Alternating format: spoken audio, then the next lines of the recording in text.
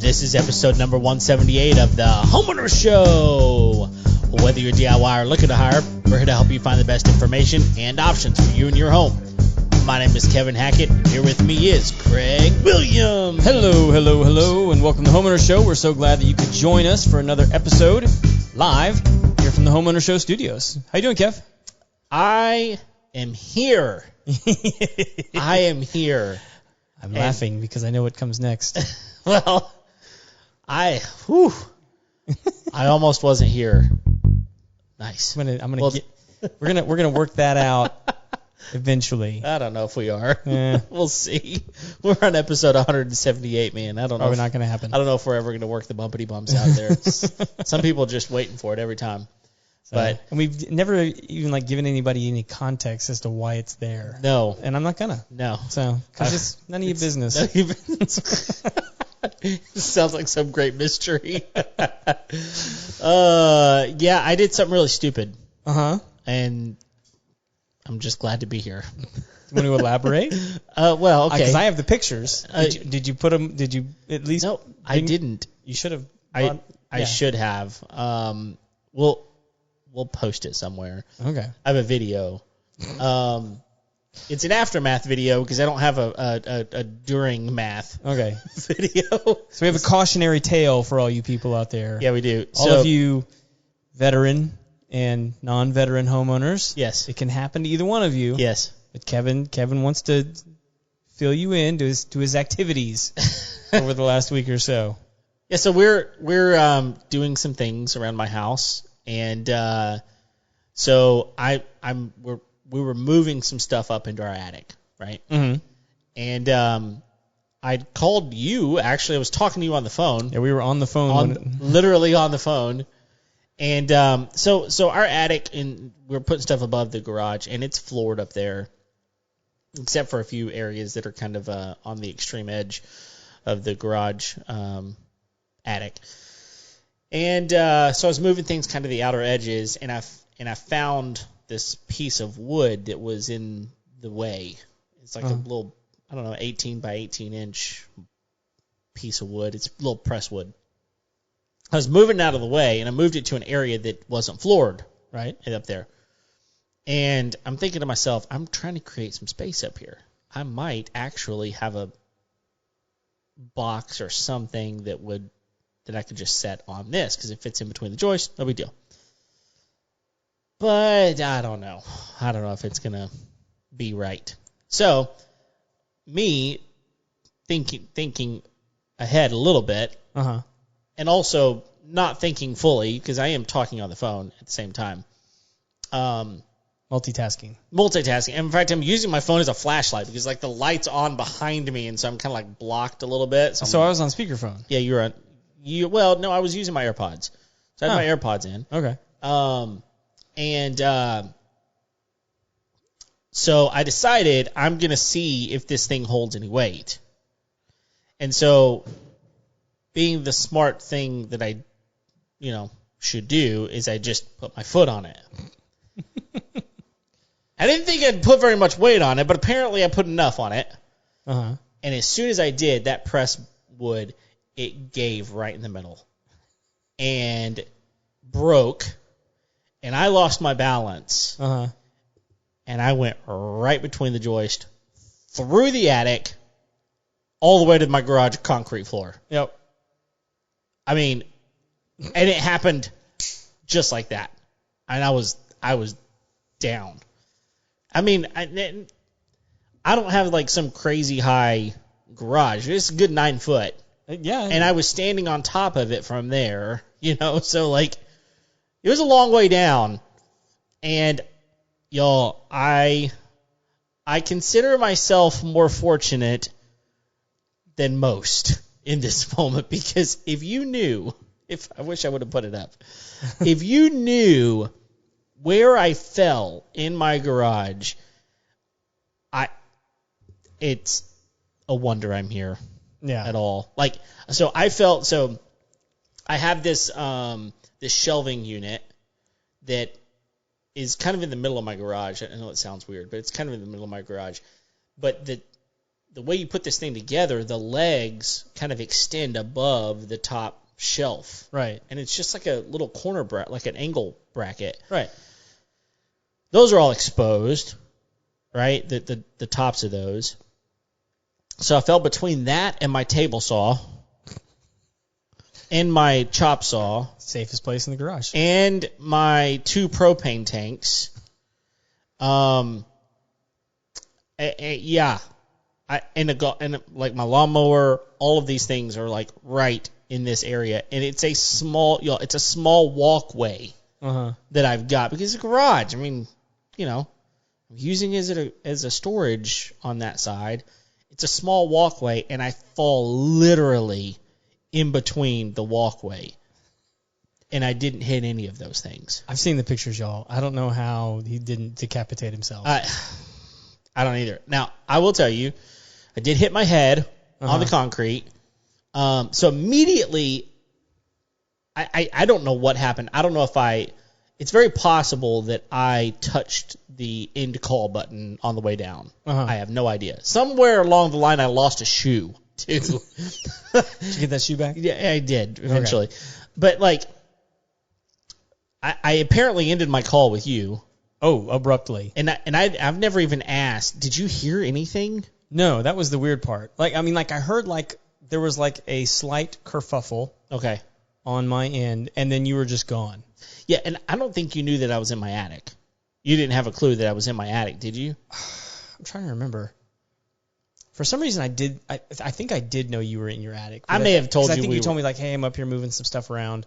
Yeah, I probably did. I'm gonna talk to you while I'm doing it. And all of a sudden, there was an abrupt sound, and then it was just gone.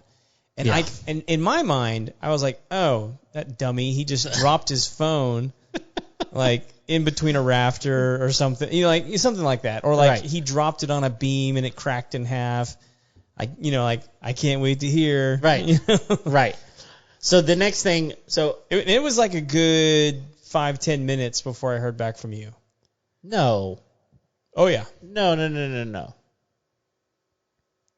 It wasn't that long. Yeah. Because I tried calling you and no one answered. So I realized, I hit immediately, and I said out loud, because I was aware enough that I was on the phone, and I said, I just fell through my attic. And then the next thing I know, I've got a text message from you that says, is everything okay? Yeah, because I was like...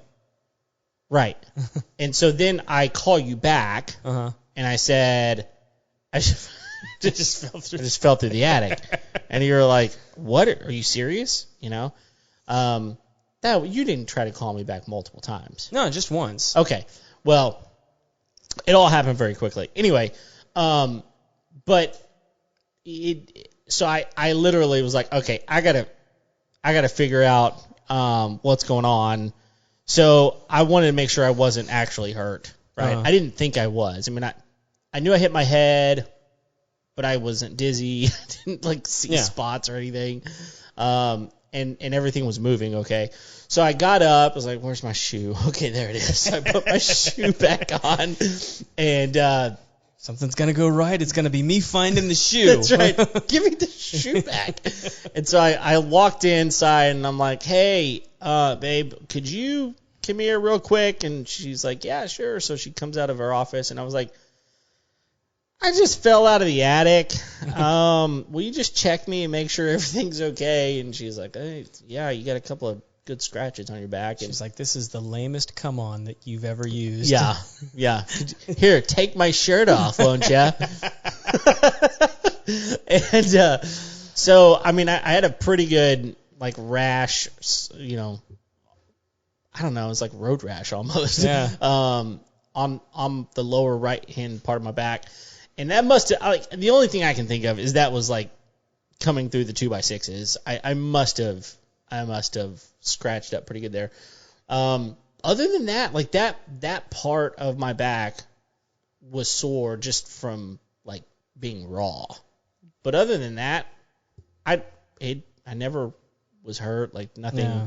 It's crazy lucky, yeah. Man. Oh my gosh. And yeah, my friend Risa here, she said you're very blessed. She lost a dear friend who died 10 years ago from something like that. Oh yeah, man. People getting hurt. Yeah, and I've heard multiple stories of people who, break their back, break their neck, get paralyzed, those sorts of things. And again, to know where I fell, I mean, there's so many ways that could have gone poorly, because it was one of those deals where when I lost my balance,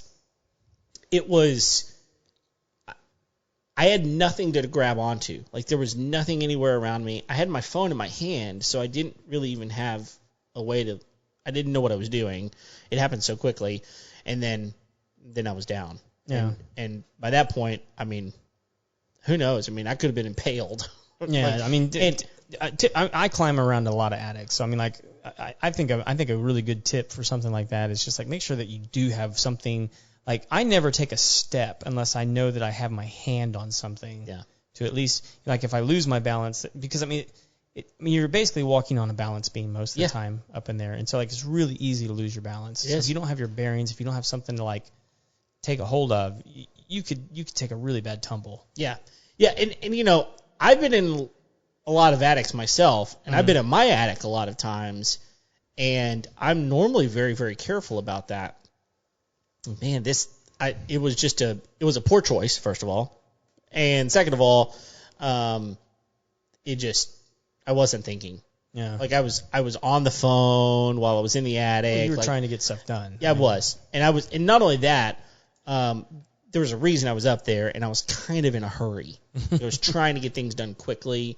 I just was making poor choices. Anyway, so yeah, obviously the moral of the story is a couple of things. First of all, be very, very careful whenever you go up in the attic. I'm lucky also that it was just about a 9-foot drop. I mean, it could have been. I mean, I know people that fall 20, 30 feet, right? Yeah. And it's obviously very, very bad.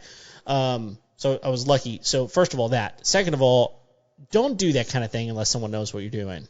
Yeah. Because honestly, if I wasn't on the phone with you and something happened, my wife would have been a while before she found me, right? My mother-in-law was actually in town, and she had gone to pick up the kids, so maybe she would have noticed, but she wasn't back for probably 30 minutes. Yeah. And so, and the other thing is newer watches. I've got a old Series 2 watch, but the newer watches have a fall feature on it, and I assume that if I had a newer watch, it probably would have picked it up. But this old piece of crap, it was hey, the time is 4:00. Thanks for that information. But you're talking about letting people know where you are. When I was hunting back in November, I was by myself, and which it's usually good to go hunting with somebody. Sure. Wink, wink, Kevin. Kevin was supposed to go with me, y'all. Yeah, I know. But, sorry. A lot of the new apps that they have a feature where you can drop a GPS point and then text that to someone. And so every day when I would go in, wherever I ended up, where I knew I was about to lose cell service, I would always drop a GPS marker and then text it to my wife and say, hey, I'm going to be in this area. Mm-hmm. So that she at least would, have an idea as to where I was going to be the rest of that. Well, there's other things this would be a good thing for just children, different things like that. But they got the Tile, smart little devices. Apple has one now too. It's like a tag or what? Yeah, tag or something. It's like a little size of a quarter or something. Drop it in your pocket. At least have something. I don't know, man. All I can say is I've talked to a couple of friends. I've got some friends that are in insulation, and they were oh, I can tell you this story or tell you that story, and obviously my friend Risa here was telling a story of a tragic accident as well. So just be very careful. Yeah. And honestly, if you feel unsure, just don't do it.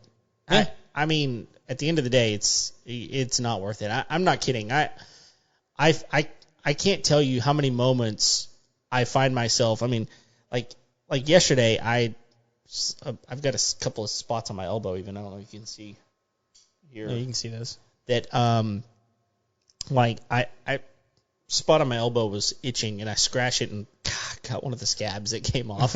And I was going, man, I sure am glad I have that scab. Yeah. You know what I mean? Like, I'm glad I have that scab and not like a splint. Yeah. Or, something else. I mean, it could have been. Or not an arm. Right. I mean, there's so many ways that could have. There's 100 different ways that could have gone differently than it did. And for me, literally, I was back up in the attic like 10 minutes later because I had work to do. All good? Yeah. All right, let's go. Yeah, exactly. Don't go over there, right? 'Cause most of it is floored up there. It's just, anyway, dumb stuff. So, anyway, that's not why we're here today. Talk about that, but yeah, no, we are here to talk about the Notion. Yeah, not just any Notion. What's a pretty good Notion? It's the Notion. The Notion. Yeah, which is something that I had no idea. Craig literally was like, "Hey, by the way, I have a new device that I have to review." Yeah, that kind of that went. Well, it was forced upon me. I didn't really have an option in the whole situation. All right, so divulge what that means. So this device, it's actually 3 separate devices. Back that up a little bit. Previous guest on the show, Ryan Aduddle, he's actually my insurance guy. Dude, he even insures my my Apple Watch. Oh yeah, we talked about that. Yeah. I'm still blown away that I can even do that. Mm-hmm. So I think we actually have 2 or 3 jewelry policies with him. Yeah. But anyway, we had to switch our insurance provider. Okay. This year, and so we ended up going with this company called Hippo. And so when we signed up with Hippo immediately mailed us this device called Notion, and it's Motion Home. What is it? I gave you the phrase for it earlier. It's home something. You told me, but I don't remember what it is. It detects home sensor. Yeah, it detects a lot of different things. Yeah. In your home. Yeah, and so I was immediately kind of suspicious about this thing, which I think when you start looking at all the different things that it does, you're like, okay, this is kind of weird. But it is kind of cool because you get to choose where you put it in your house. Anyway, it might be best to kind of describe what this thing is. So it is a hub that you get when they send it to you. It comes with 2 sensors. Okay. And each sensor can have up to 3 functions in any given room. And you get to choose what those functions are. So can you do the 3 at the same time? Yes. Okay. Yeah. But it can only do 3. Okay. So because I think, let me see here, 1, 2, 3, 4, 5, 6, 7, 8. It has 8 different functions it can do. Okay. But you can only pick 3 of them. Sure. For the room that you put it in. And so for certain rooms, it's going to make more sense for different functions. Yeah. So I have one on my front door, and I have one in my laundry room. Okay. And those were options that it gave. Okay. So it's surprisingly easy to hook up. What do you mean when you say surprisingly easy? Like you just expected it to be difficult? I expected it to because it came from insurance. Well, no, I mean because like I've hooked up a Philips Hue system. I've hooked up the Karma system. I've hooked up the smart switches that I have in my house that starts with an L. Lutron. Lutron. Yeah. Cassetta. Yeah. I've hooked that system up before. Yeah. Even like setting up like an Alexa to a certain degree takes a little bit of time.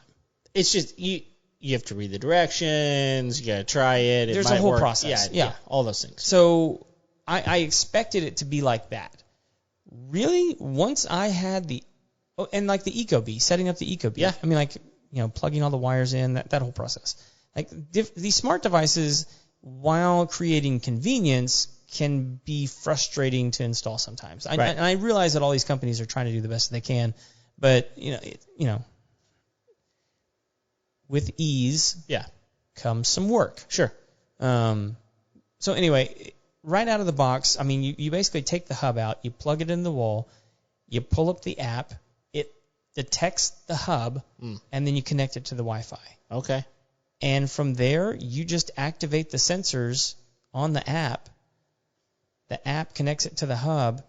You put it where the app tells you to put it, and then it asks you what 3 functions you want for each one of the sensors. Wow. So it literally walks you through the entire process. Yeah, it's perfect. super easy. And like the discs are the sensors, and they're about the size of a 50-cent piece. Okay. Now do those stand up somewhere, or do they just lay down somewhere? So they have adhesive on the back. Oh, okay. Because they're intended to like attach to a wall, Sure, attach to a door, attach to a window, all that kind of stuff. Right. So you just take the adhesive off and put it near what it is you're wanting it to detect. Sure. So mine, on my front door, it detects whether or not the door opens. Mm-hmm.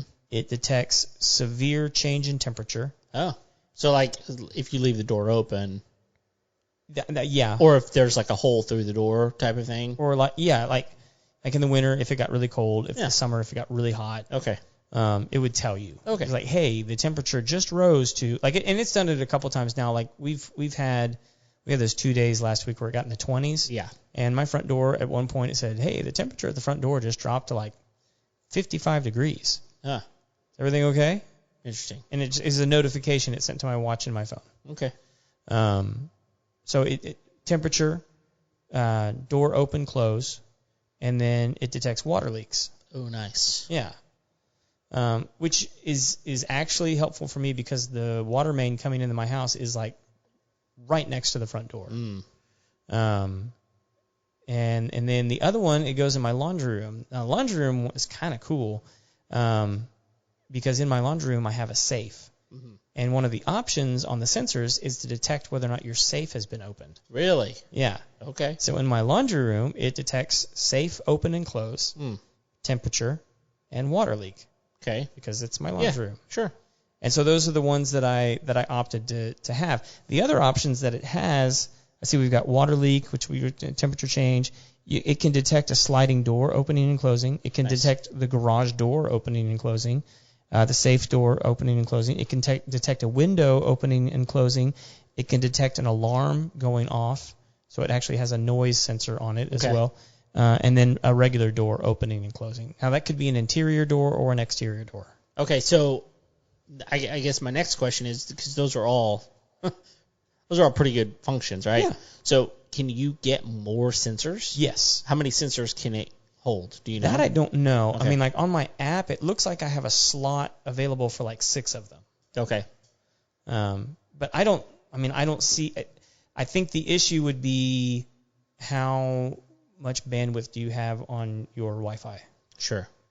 Well, and that's something that we've said multiple times here. Like, a lot of people, they look at their Wi-Fi speed and they go, okay, I did the research and it shows that it only takes, like 2 gigabytes of speed to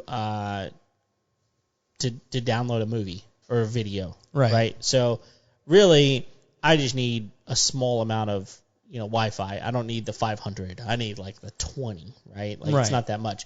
But you also got to understand, like at my house alone, and my kids are small and we don't let them have a lot of devices or anything.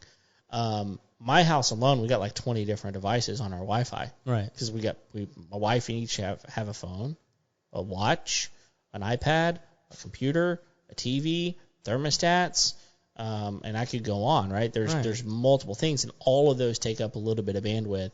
And so it makes sense. I mean, the more sensors you've got, the more things that are pulling your Wi-Fi. For sure. So it makes sense. Yeah, so I mean, but it doesn't seem like it's taking up that much. It probably isn't. No, but it does send me notifications even when I'm away from the house. Okay, yeah. So like I know every time my front door opens. Yeah. Which Do is you like that? It's been helpful. Yeah.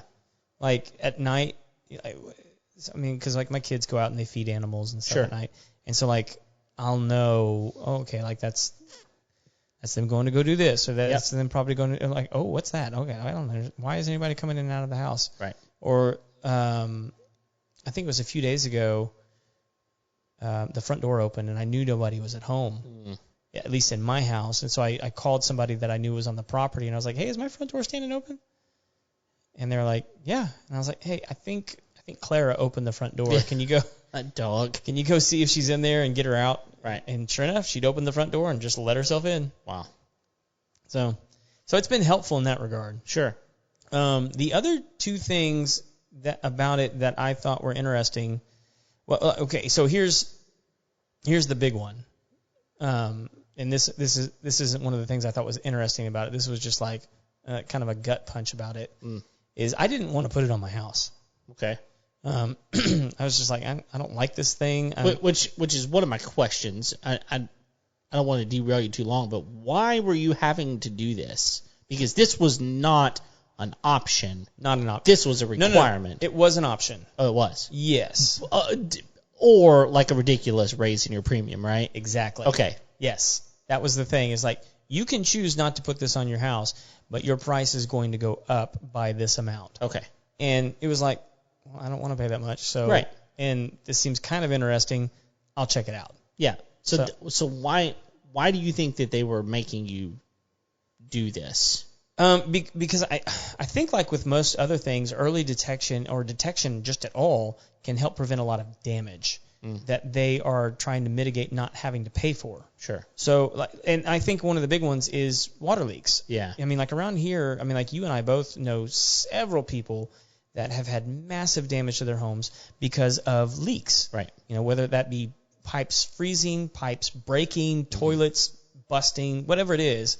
And it's usually like a hot water heater in the attic or something that just like floods the whole house, something like that. And so if you have a device that like can detect that water is leaking, then you're going to have a better chance of getting it shut off before it causes a whole bunch of damage that they are then going to have to pay out for. Right. So it's in their best interest to have something that can do that. Okay. And I think the same thing with temperature change. Temperature change usually indicates that there's an issue with your air conditioner or your heater. Yep. And so, like, if you can detect that before it really goes south, then you might have a better chance of repairing it rather than, it breaking, potentially causing some damage.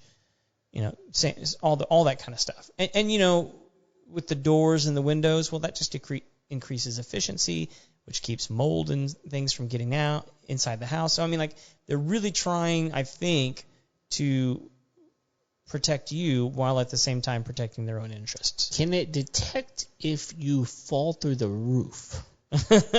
Just curious. Well, so like it can detect like brakes. Okay. It does have a noise sensor, like if alarms are going off and things like that. I don't know if it would have detected you falling through the roof. Probably not. The ceiling. But maybe. I don't know. So depending on where the sensor was, right? Yeah, exactly. And that's kind of the thing, is you get the choice as to where you put the things. I don't know if they charge you if you request more. I haven't looked into that. Try. So I mean, it's worth a shot. Sure. I just haven't. I mean, I just wanted to kind of see how it went. Yeah. With the initial system. Yeah. And I've been pretty happy with it. I mean, like, it's very responsive. And like, it does its job. The two things that I thought were interesting. One, it has the ability to connect to IFTTT. Oh, nice. I don't know. I haven't played with that yet, but I'm interested in that to see because I would imagine, like, I could connect it to like my Ecobee. Okay, so let's tell people what that is real quick. What the IFTTT. If this, then that. It's an app that you can. I think it's available on Android, right? Oh, I'm sure. So I know it's available on Apple. Yeah. I use it all the time to allow apps on my phone to talk to one another, basically. Sure. So it's I mean, it's a programming thing, basically. If this, then that. So like, if an app does this, that app then tells the other app to do this. Right. So it's just it's a communication between digital things. Yes. This way it is. And an example of that would be a way I use it all the time is my wife always knows, if my wife is home, she knows when I'm close to home in the summertime, because when I come within 2 miles of the house, my map app communicates through if this then that to the Ecobee, because when I enter a 2 mile radius of my home, it changes the thermostat. Right. to my temperature. Sure. And she doesn't like my temperature, so she knows that I'm on my own. I like that I send a chill through the house before I arrive. So this ghostly feeling just entered. Daddy's on his way. All right, what was the gut punch? Well, so when I realized that, the gut punch was really that, hey, if you don't put this in, we're going to raise your rates. So, and that was how we were able to get our home insurance lowered, is putting this device in. And I think I know how it's being paid for. Okay. So one of the integrations other than IFTTT is Home Advisor. Oh. And so it has the option within the app that says, hey, would you like us to contact a plumber for you? Or no, the way it words it is, we can have a plumber at your house within 90 minutes of a detected water leak. Interesting. And I was like, that is interesting. Now, I'm not saying that's a bad thing. No. Necessarily. But for those of us who own small businesses, we hate Home Advisor. Yes. I mean, I don't know a single small business owner that likes that. I've never talked to one. Every small business owner that I've ever talked to that likes Home Advisor, either has used them less than a month. Yep. Or B, have said it's a necessary evil. I've heard that. To which I say that's not true. That's not true. I can promise you there are ways around that. Yeah. And that are much better. So if you want to know what that is, call me. But that being said, no, they're a horrible company. And if you work for Home Advisor, shame on you. Yeah. That's how I feel about it. I mean, personal opinion, it's a scam. Well, of course it is. So let's tell people what it is. Okay, real quick. I will tell them. Because I don't have a problem telling you. Sure. Here's what happens. You sign up with Home Advisor because you need a plumber, right? Right. And you say, I, Kevin Hackett, need a plumber. Home Advisor then takes that information and sends it not to one plumber, but to as many plumbers as they can. Right. Typically 5 to 10. And they are going to charge that plumber probably around $50 every single plumber they can find. They're going to charge them for your information. And so they're going to tell you, we have all of these trusted people that we have vetted that are going to be the best plumbers in the world to come to your house. And they do say that. They do. Let me tell you their vetting process. Okay. I get a phone call. Craig, would you like to have more jobs in this area? That's their vetting process. Yep. If you're willing to pay them, then they're willing to make you their trusted people. Yeah. Right?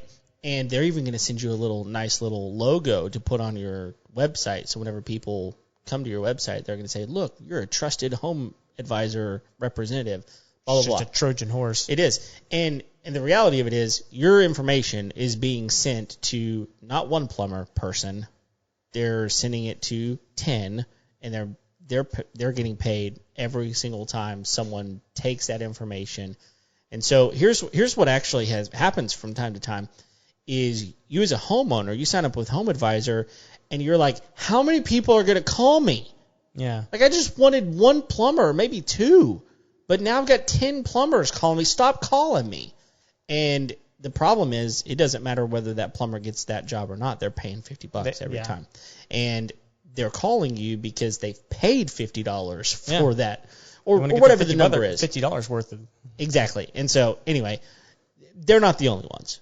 Angie's Leads are the same way. It's the same company. And it is. They own Angie's Leads owns Home Advisor. There's Thumbtack. There's Porch. There's House. All of these places, just so you know, homeowners, these places are not your friend, unfortunately. Well, they're not your friend, and they're not the business owner's friend either. They're definitely not your friend. They are scam artists to the business owner. Yeah. That's my opinion.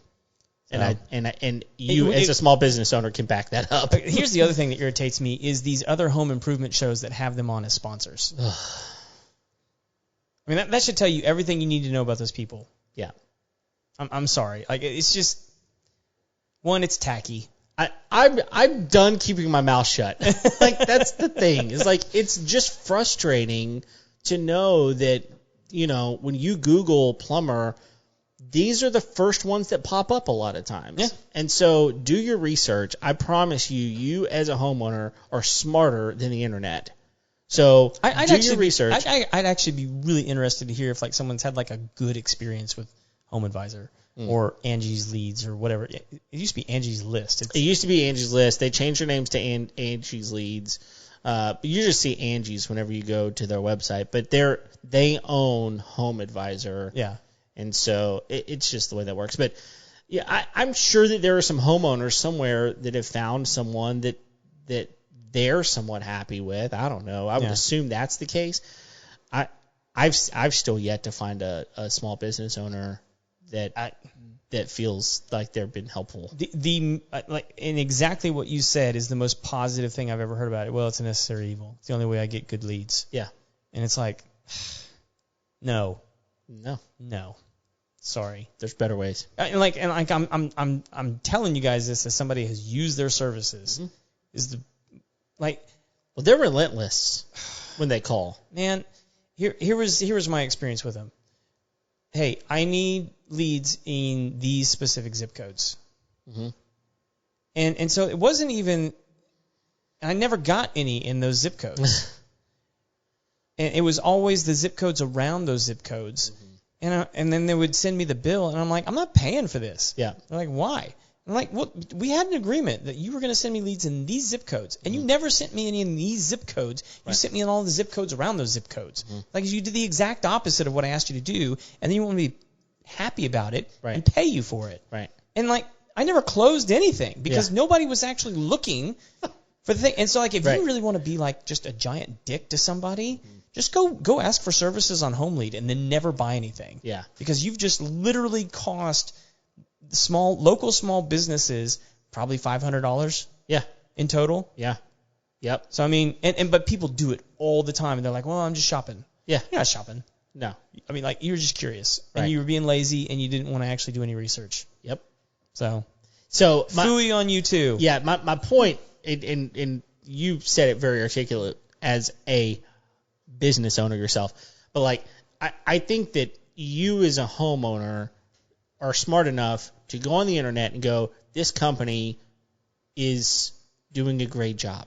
Yeah. Right? You don't have to have Home Advisor or Angie's List or House or Porch to make smart decisions about who you want to hire.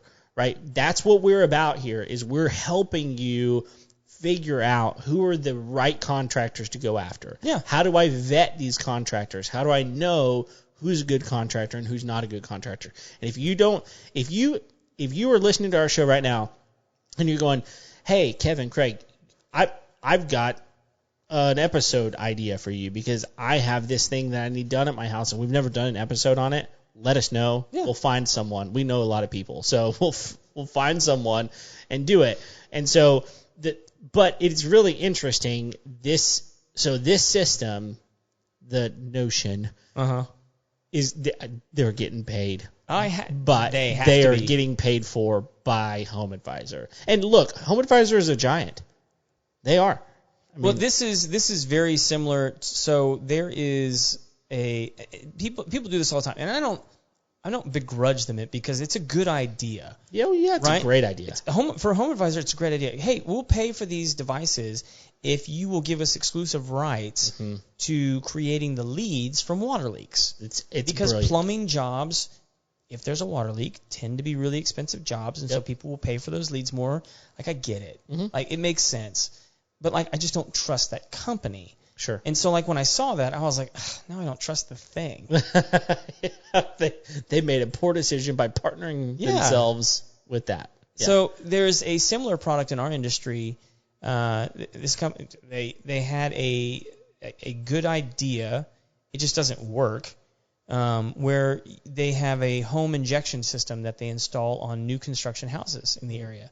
And so they went to the builder and they're like, hey, we'll install these for free as long as you allow us to put our paperwork on the house and in the closing documents for all these houses. And so, like, their name is everywhere on these houses, and people think that it's smart because it's a device that the home builder had installed on the home. Sure. And it does seem, in theory, like a great idea. It's a terrible idea. It's the worst. Yeah. Oh, anyway, that company is probably a good company. Yeah. They're doing good at getting their name. Everybody knows their name. Yeah. And because everybody has their product on their house. And so, like, I get it. Like, it works. Sure. But it's a terrible product. Yeah. So, like at the end of the day, if you're not delivering, like, then you're not a great company. I get so much business from them. Oh, yeah. Yeah, and that's, look, there are a lot of people out there that are very smart business people, but they don't have your best interest in mind. Right. They have their best interest in mind, and they're out to make money. And so ask yourself the question, why is this person advertising to me? You know? And just do your homework. That's all. We just want to empower you as a homeowner. Do the research. Shouldn't take that long. To do, and you can find really good companies to do the work for you. So, I mean, like, I haven't had any problems with this device. Yeah. And I'm definitely... and it obviously has some really, really cool features, and you didn't have to pay for it. I didn't have to pay Smart for it. devices are expensive. Yeah. I feel like I'm getting some of my money back from Home Advisor. So, but I'm not integrating it. Right. I won't use it. Because you have that option. Yeah. You can turn it on or off. Yep. Okay. So, but it's the only two apps that it integrates with. Okay. So, there you go. There you go. So, well, and no complaints from Hippo thus far. I mean, like, I haven't had to make any claims, but I mean, prices seem good. They seem to cover all the things I wanted to cover. Yeah. And I trust Ryan to point us in a good direction. Sure. So, there's a lot of okay, I'll say it this way. A lot of really big companies are good companies. But some of these smaller companies, their customer service is so much better because they have to. Yeah. I mean, for no other reason. It's the only way they can compete. It's the only they can't compete on price. Yeah. They can't compete on product sometimes. They can't compete on, maybe even a certain time frame, I don't know. But they can definitely compete on customer service and how well you get treated. So, don't be afraid of some new companies as long as you kind of do your due diligence and those sorts of things. They may be really, really good. Yeah. I mean, look at Tachus, for example. I mean, Tachus, we've been so happy with Tachus internet service around here. They're a small company now. They've been bought out, but but they're still doing really great things. And their customer service, I still called the other day for a technical problem, and the same guy answered the phone that did before they got bought out. Yeah. And super nice guy. He helped out. It was awesome. Well, and a lot of people around here look at bought out as selling out. Yeah. And I understand that. Like, the big kerfuffle around here a few years ago was that Karbach beer sold out. I think it was like Heineken. To Budweiser. It was Budweiser, wasn't it? I don't remember. I think honestly. It's Budweiser. Yeah. But anyway, they sold out. Yeah. And everyone's like, "Oh my gosh, this is the worst. How dare you guys sell out? This is a local craft." And They kept the brewmaster. They did. But, like, when a company like that sells, it doesn't mean – a lot of times what it indicates is that they're doing something right. Really well. Because the people buying them either want their list of ideas and secrets or they're like, hey, they're profitable. Yep. Let's take that thing and make it more profitable. Absolutely. Well, a lot of times you can write into an agreement certain criteria, right? Like, you can't do this or you can't do that. It's part of the agreement, right? Yeah. Part of the sale of the company, and it's not a bad thing. No. But I do find it can be. It can, but be. not always. Right. So the type of thing that this notion is very similar to what who was it? Was it Allstate that did it first? with the car transmitter thing where you plug it into the port in your car, and it tell you how fast you're braking, speeding up, accelerating, all that kind of stuff. Yeah, and it gives you a discount over time. The better driver that you are, you get a discount on your insurance. It's the same type of thing. Number one, they're trying to help you be a better driver. They really are. They're like, look, we're going to reward you for braking better. Yeah. And for not driving as fast and for obeying the laws a little bit better. And they could take that data and it wirelessly uploaded, to the internet, to the cloud, and you would get discounts. Yeah. And this is a similar type of thing. I mean, it's just one of those ways where an insurance company is going, look, we're trying to protect you. We're trying to help you be a better homeowner. All of those sorts of, because at the end of the day, a more efficient house is going to make you happier, right? So it's going to lower your bills, and it's going to do lots of different stuff. Yeah. So there you go. Yeah. Thus far, like I said, super easy to install, does some cool things. Notifications work really, really well. I mean, you can turn them off if you want. I mean, it's kind of like the Ring doorbell. Like, if you don't want to be bothered by it, just turn it off. Sure. Just turn it off. So, but like it does some cool stuff. Yeah. So my friend Rod actually just messaged us here, and it said that they have Brotherhood Mutual. That's their insurance company. Okay. And they gave him a Notion as well. Okay. So. I want to know how long they've had it.